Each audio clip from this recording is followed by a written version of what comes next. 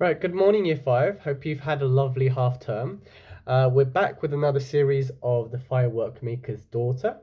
A quick recap as to what happened last time. So, last time, if you remember, Lila had been captured by the pirates who who in turn didn't turn out to be quite good pirates. In fact, they were too scared of a tiger, and Lila used one of her fireworks to scare the tiger away. And after that, I think she was allowed to leave. The next part we know is Chulak, who is the one in charge of the elephant, um, is on his way to find Lila, who's in great danger. But before that, he has to get something from the lady of the lake. And on his way to the lady of the lake, he finds out he thinks his uncle Rambashi's nearby, so he goes to pay him a visit, and he finds him opening a new restaurant. And I'll read you the last bit of the last series. It says, "I thought you were in the chicken business," said Chulak, tucking into a large plate of prawns and rice in satay sauce. So Chulak's just being fed by Rambashi. We're going to carry on from there. "Yes, I had to give that up. I felt sorry for the hens, Chulak. So we took the transport business for a while, a river taxi, with some freelance work on the side, but then came the opportunity to invest in the restaurant trade where my talents truly lie, Chulak. So could this be the same Rambashi that um, that captured Lila? Well, it mentions a riverboat. "Yes, madame, our grilled lake trout is exquisite tonight. May I suggest some saffron rice to accompany it, and a flask of jasmine wine? Yes, all free, no charge. Compliments of the house." Do you think Rambashi should be doing this? Should he be giving people in his restaurant, because it's, the first day that it's opened, free food on the house? Should he be doing that? The Jungle Grill was certainly doing good business, or would have been if Rambashi had been charging for it. "I hope he knows what he's doing, Hamlet," Chulak said, as the elephant browsed quietly on the banyan tree that overspread the terrace. "He reckons it'll be such good publicity that they'll come back when he starts charging. I'm not so sure. Still, the food's good, smoky, but tasty." Rambashi's cook was having trouble with the grill, which he kept having to throw water over when it got too hot. Clouds of smoke and steam kept billowing out, and the waiters rushed to and fro with full plate and dirty plate, and flasks of wine and menus and coconuts full of ice cream. Tasty. Meanwhile, the village elders were preparing the lake shore for the full moon ceremony. Chulak and Hamlet, full of supper, wandered along to have a look.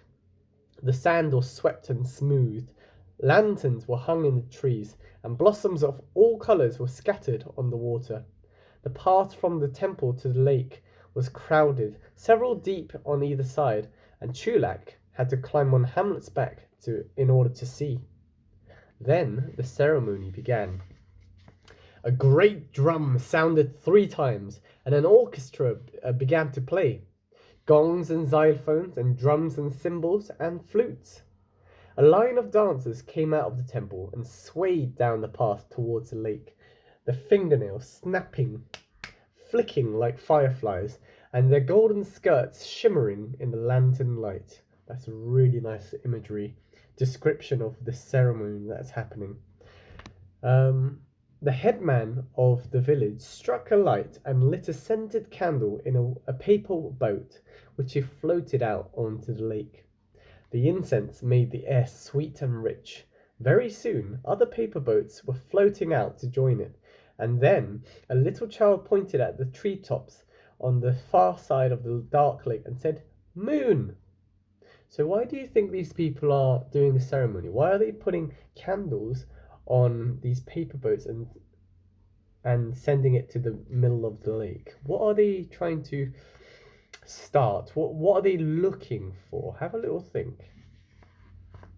The full moon was rising, and as it rose, the music rose too. The gongs and the xylophones and the cymbals all summoned the goddess from the lake. And then she was there, though no one had ever seen her arrive. It was as if she'd come when they were looking away, and when they looked back, they saw her, though no one had really looked away.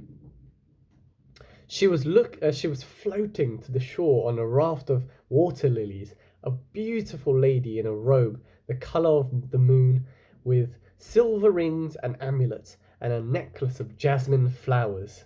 Again, very beautiful description of this goddess. What do you think, just from her description, what do you think her personality is like? What do you think her character is going to be like? Is she going to be quite a harsh lady who's quite stuck up and sort of like, what do you want? You're wasting my time. Or is she going to be some sort of like a gentle character who's but very magnificent? So have a little think about what kind of character she's going to be just based on the description. One after another, the villagers bowed to her and asked her help. This woman this woman for a sick child, that man for a good harvest, these lovers for a blessing on their marriage. The goddess rebuked some for asking too much, though she never refused anyone in need.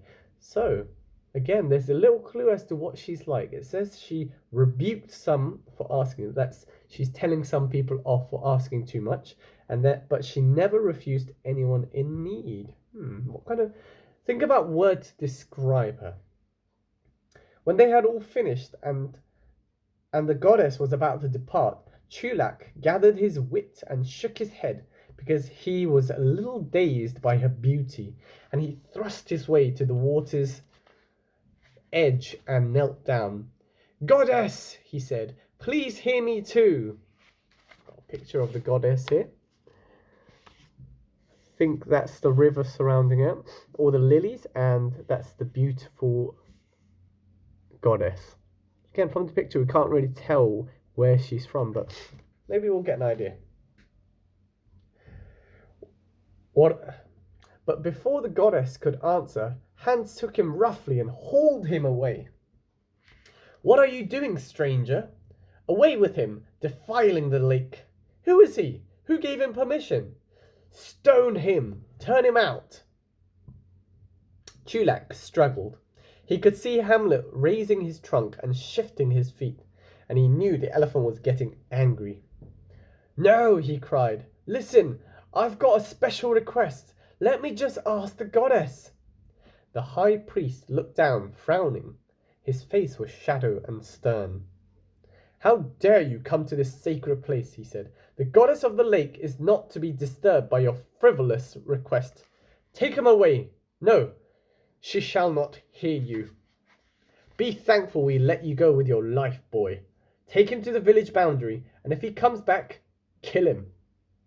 And that's going to be the end of chapter 3. Very, very interesting. So we know that Chulak went to this village in order to request from the goddess of the lake a very important object that would stop Lila from dying in her quest. But after he's arrived, it turns out, first of all, he's not able to get to her, and second of all, if he tries again, he might potentially get killed by the villagers. So it's a really interesting problem. Remember, with stories, there are always problems that need to be solved. But in this case, a very, very difficult problem for Chulak. So what do you think is going to happen next? What do you think is Chulak's going to do in order to get to the goddess of the lake? Well, we'll find out next time.